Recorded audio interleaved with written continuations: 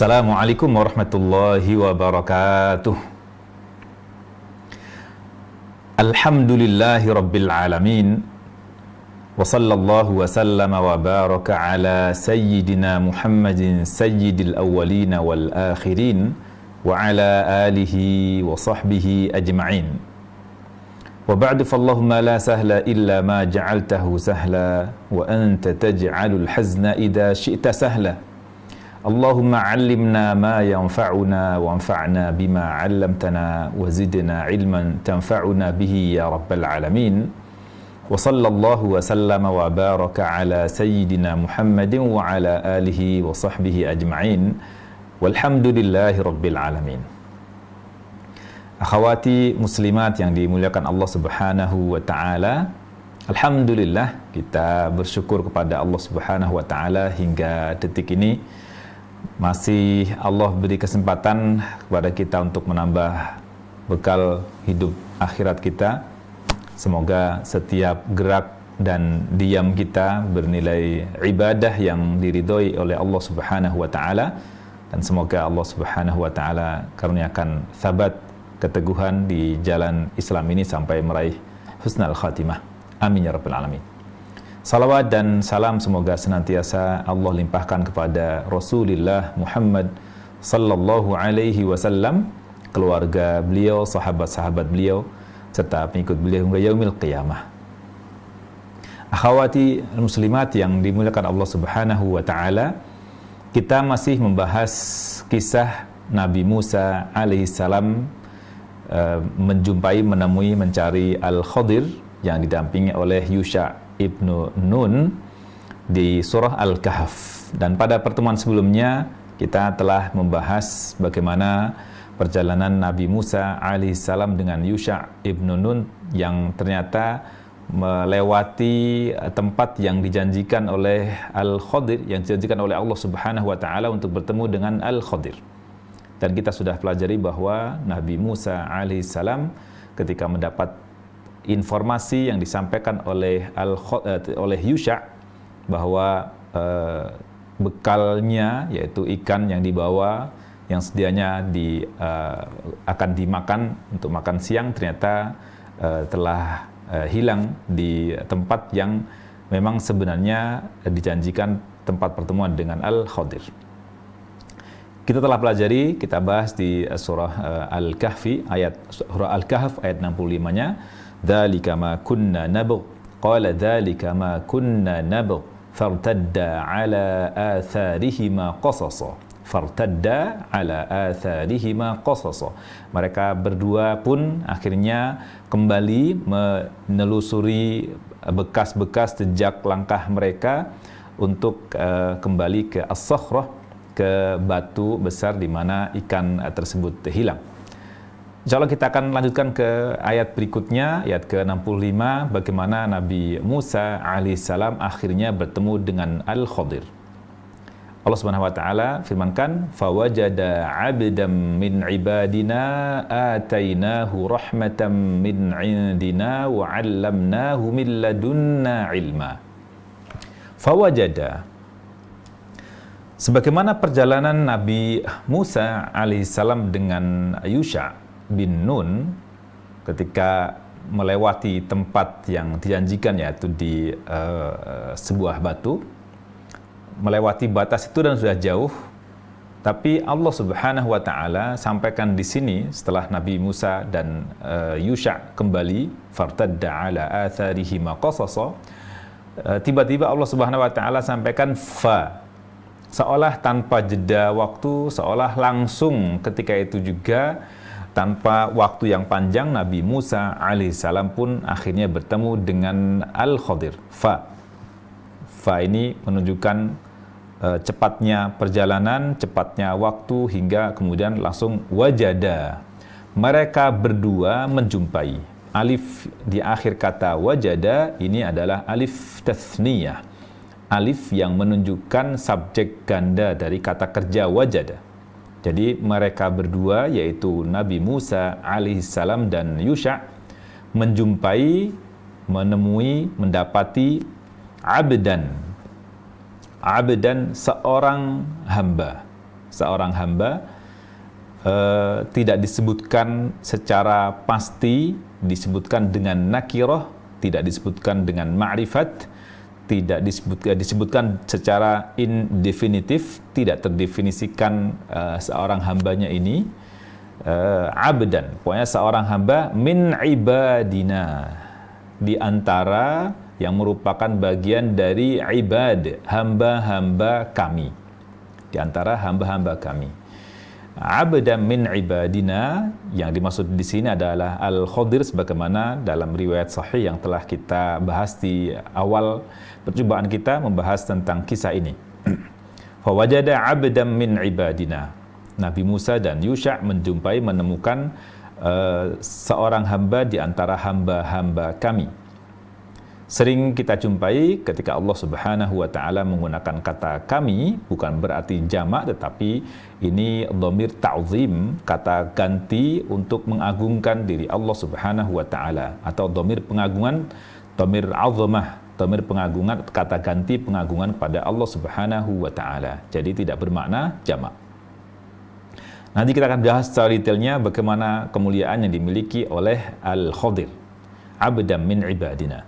Atainahu kami, ata itu memberi. Ini mirip dengan kata a'ta. A'ta memberi juga, tapi ata memiliki kekhususan dibandingkan dengan a'ta.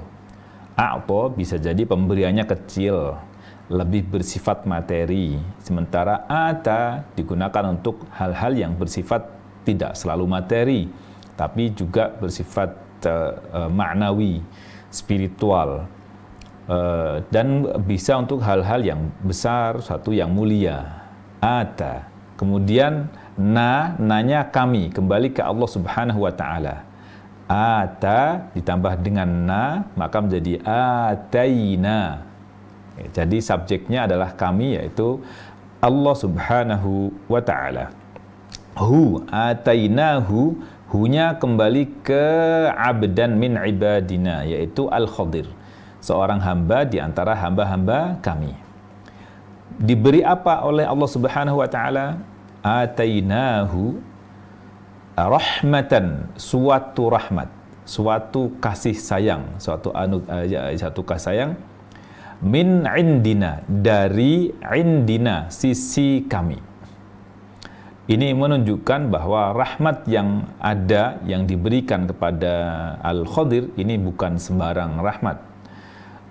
Rahmatnya dari sisi Allah Subhanahu wa ta'ala. Ini senada dengan yang dikatakan oleh para pemuda Kahf ketika mereka beranjak ke gua atau Al-Kahf. Mereka mengatakan Rabbana atina min ladunka rahmatan. Mereka minta hanya rahmat yang berasal dari Allah Subhanahu wa ta'ala.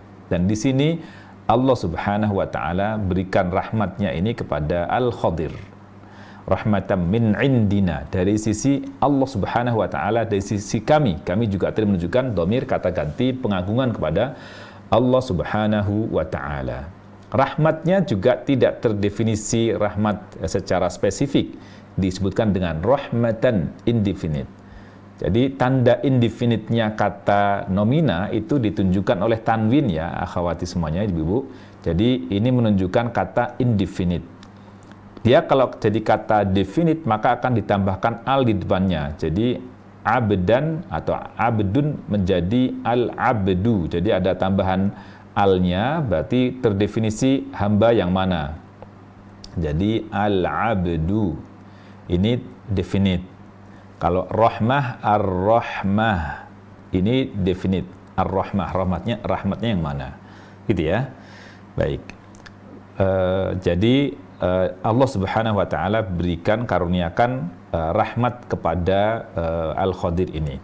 Bahkan rahmatnya bukan, kasih sayangnya ini bukan dari makhluk, tapi dari sisi Allah Subhanahu wa ta'ala yang Allah ungkapkan dengan indina, dengan kata ganti kami, menunjukkan kemuliaan dan keagungan Allah Subhanahu wa ta'ala, dan juga menunjukkan betapa agung, besar dan mulianya rahmat yang diberikan ini.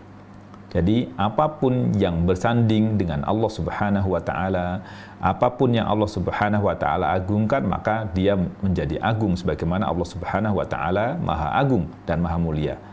Wa 'allamnahu, wa dan 'allamnahu, 'allama mengajari, na kami, hu-nya.